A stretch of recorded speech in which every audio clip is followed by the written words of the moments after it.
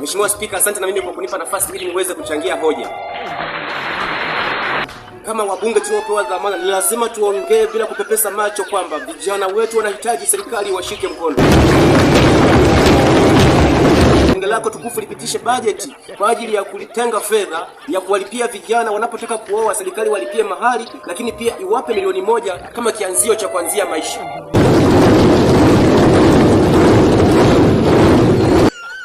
Ni ukweli usiopingika kwamba maisha ni magumu sana kwa vijana wa Kitanzania katika kipindi hiki, Mheshimiwa Spika. Lakini vijana hao wakilipiwa mahali na kupewa milioni 1 kama kianzio cha maisha, tutafufua tena tabasamu na tutaona vijana wetu nyuso zao ziking'aa kwa furaha na kujivunia kuwa Watanzania.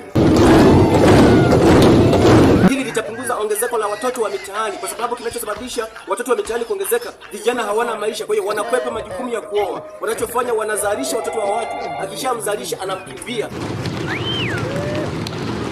Mheshimiwa Spika, wabunge watakubaliana na mimi kwamba sheria ya ndoa, yani Law of Marriage Act namba 29 kifungu cha 63A kinaeleza waziwazi kwamba ni wajibu wa mwanaume kumhudumia mwanamke malazi, chakula, nguo na matibabu, na ikiwa mwanaume hana uwezo huo, basi hafai kuoa. Kwa hiyo kama sheria inadai hivyo, lazima vijana tuwaunge mkono kwa kuwalipia mahali pamoja na kuwapa mtaji wa kuanzia maisha yeye na mke wake.